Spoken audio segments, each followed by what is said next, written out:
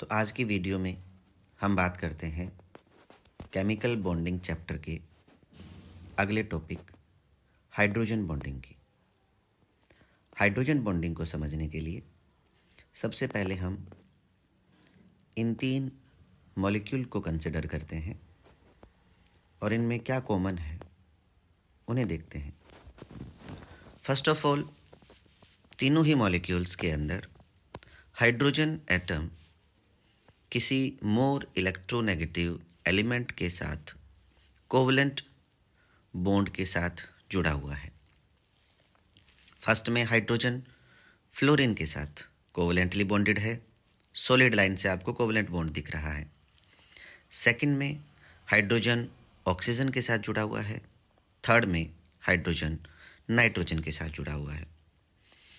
क्योंकि fluorine, oxygen और nitrogen more electronegative element हैं, that's why shared electron pair displays toward more electronegative element.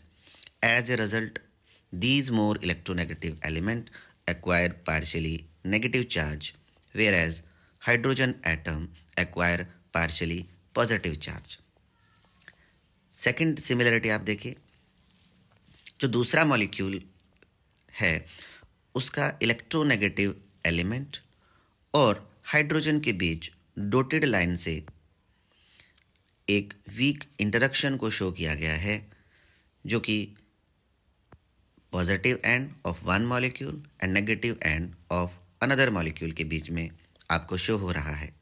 इसी weak interaction को हम हाइड्रोजन बॉन्ड कहते हैं। तो इन स्ट्रक्चर्स में क्या कॉमन है ये मैं आपको बता चुका हूँ कि हर एक स्ट्रक्चर के अंदर हाइड्रोजन किसी more electronegative element generally nitrogen, oxygen और फ्लोरीन के साथ कोवलेंट बॉन्ड से जुड़ा हुआ है, और जो मॉलिक्यूल आपका है वो डाइपोल की तरह बिहेव कर रहा है, और जिसकी वजह से हाइड्रोजन जो कि एक मॉलिक्यूल का पॉजिटिव एंड है और दूसरे मॉलिक्यूल के नेगेटिव एंड के बीच एक इलेक्ट्रोस्टैटिक फोर्स ऑफ अट्रैक्शन है, जिसे हम हाइड्रोजन बॉन्ड कहते हैं। ये देखने के बाद अब हाइड्रोजन बॉन्ड को हम इजीली डिफाइन कर सकते हैं that hydrogen bond is an attractive interaction exists between hydrogen atom that covalently attached to higher electronegative element and another highly electronegative element of same or other molecule. So in hydrogen bonding, hydrogen atom act as bridge atom, यानी दो molecule के बीच hydrogen जो है वो bridge की तरह काम कर रहा है, जहां पर हाइड्रोजन एक मॉलिक्यूल के इलेक्ट्रोनेगेटिव एलिमेंट के साथ कोवलेंट बॉन्ड से जुड़ा हुआ है, जबकि दूसरे मॉलिक्यूल के इलेक्ट्रोनेगेटिव एलिमेंट के साथ एक वीक अट्रैक्टिव इंटरेक्शन शो करता है, जिसे हम हाइड्रोजन बॉन्ड कहते हैं। आप इन स्ट्रक्चर्स में भी समझ सकते हैं कि हमने यहाँ पर जो रेड कलर में आपको ए एटम दिखाई दे रहा है, एक पर्पल कलर में आपको दूसरे मॉलिक्यूल का बी एटम दिखाई दे रहा है। ये ए और बी इलेक्ट्रोनेगेटिव एलिमेंट है। ब्लू कलर में आपको एक हाइड्रोजन एटम दिखाई दे रहा है, जो कि ए एटम के साथ कोवलेंट बॉन्ड से जुड़ा हुआ है। इस हाइड्रोजन का जो इंटरेक्शन है बी एटम के साथ मॉलिक्यूल 2 के अंदर, उसी इंटरेक्शन को हम हाइड्रोजन बॉन्ड कहते हैं। Conditions for hydrogen bonding, that mean hydrogen bond बनने के लिए उस मॉलिक्यूल के पास कौन कौन सी कंडीशन होनी चाहिए। तो देखिए, फर्स्ट कंडीशन है कि hydrogen atom should be covalently bonded with highly electronegative element, यानी हाइड्रोजन एटम होना चाहिए और वो hydrogen atom highly electronegative element जैसे कि नाइट्रोजन, ऑक्सीजन और फ्लोरीन के साथ कोवलेंटली बॉन्डेड होना चाहिए। सेकंड, जो हाईली इलेक्ट्रोनेगेटिव एलिमेंट है उस पर lone pair of electron present होना चाहिए। जनरली हम इन तीन एलिमेंट को कंसिडर करते हैं, लेकिन कुछ केसेस के अंदर chlorine, specially in organic molecule, भी हाइड्रोजन बॉन्ड बना सकता है। हालांकि नाइट्रोजन और क्लोरीन दोनों की इलेक्ट्रोनेगेटिविटी सेम होती है, बट क्लोरीन का साइज बड़ा होने के कारण वो जनरली हाइड्रोजन बॉन्ड नहीं बनाता है, लेकिन कुछ ऑर्गेनिक केस जैसे क्लोरल हाइड्रेट, पैराक्लोरोफिनोल, इस तरह के मॉलिक्यूल्स के अंदर क्लोरीन भी हाइड्रोजन बॉन्डिंग शो करता है। नेक्स्ट बात करते हैं हम कि हाइड्रोजन बॉन्ड की स्ट्रेंथ कितनी होती है। जैसा कि मैं आपको पहले बता चुका हूँ कि ये एक वीक इंटरेक्शन है, इसलिए इसकी बॉन्ड एनर्जी काफ़ी कम होती है। आयनिक बॉन्ड और कोवलेंट बॉन्ड से बहुत ज़्यादा कम होती है, लेकिन वंडरवाल जो फोर्सेस हैं वो हाइड्रोजन बॉन्ड से भी वीक इंटरेक्शन होते हैं। तो आप बॉन्ड एनर्जी को देख करके समझ गए होंगे कि वंडरवाल फोर्सेस से ज़्यादा है, जबकि कोवलेंट और आयनिक बॉन्ड से बॉन्ड एनर्जी इनकी कम होती है। अब दो ऐसे फैक्टर हैं जो हाइड्रोजन बॉन्ड की स्ट्रेंथ को अफेक्ट करते हैं, जिसमें पहला है पोलैरिटी ऑफ बॉन्ड, यानी हाइड्रोजन जिस इलेक्ट्रोनेगेटिव एलिमेंट के साथ जुड़ा हुआ है उस बॉन्ड की पोलैरिटी जितनी ज़्यादा होगी, हाइड्रोजन बॉन्ड की स्ट्रेंथ उतनी ही ज़्यादा होती है। दूसरा फैक्टर है एक्सटेंसिवनेस। इसका मीनिंग ये है कि एक मॉलिक्यूल कितने हाइड्रोजन बॉन्ड बना सकता है।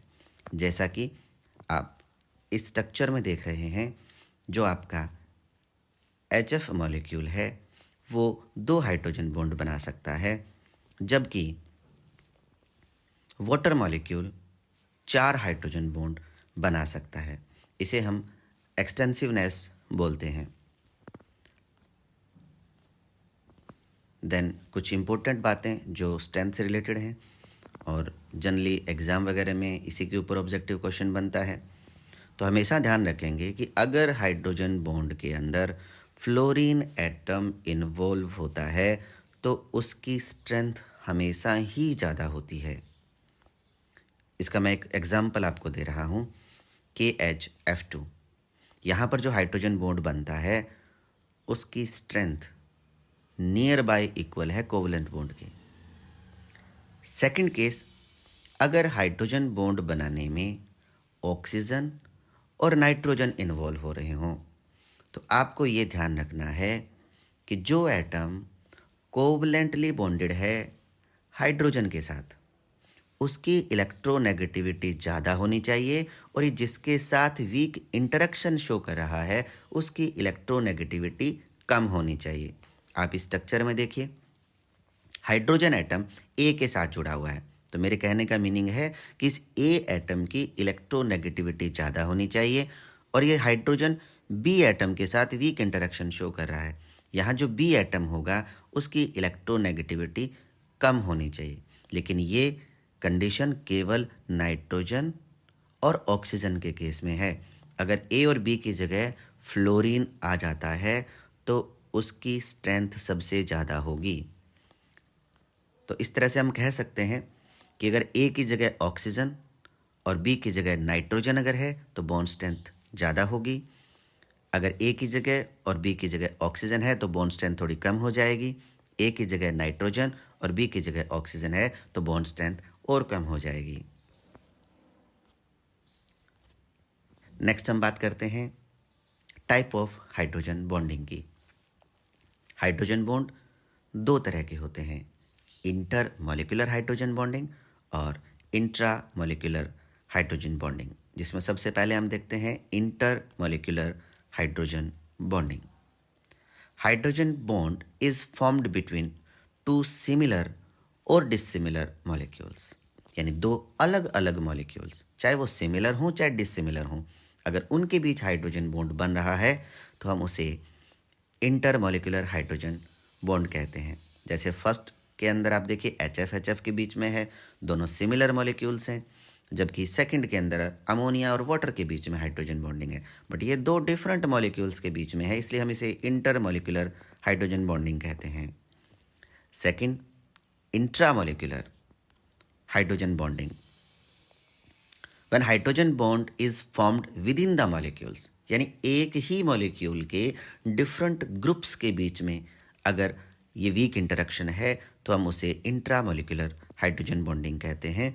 जैसा कि आप नेक्स्ट स्ट्रक्चर में देख रहे हैं, कार्बोक्सिलिक ग्रुप और हाइड्रोक्सिल ग्रुप के बीच में हाइड्रोजन बॉन्डिंग शो हो रही है, तो ये एक ही मॉलिक्यूल के अलग अलग पार्ट्स के अंदर है, तो हम इसे इंट्रा मोलिकुलर हाइड्रोजन बॉन्डिंग कहते हैं। नेक्स्ट हम बात करते हैं एप्लीकेशन की ऑफ हाइड्रोजन बॉन्ड। तो ये हम नेक्स्ट वीडियो के अंदर देखेंगे।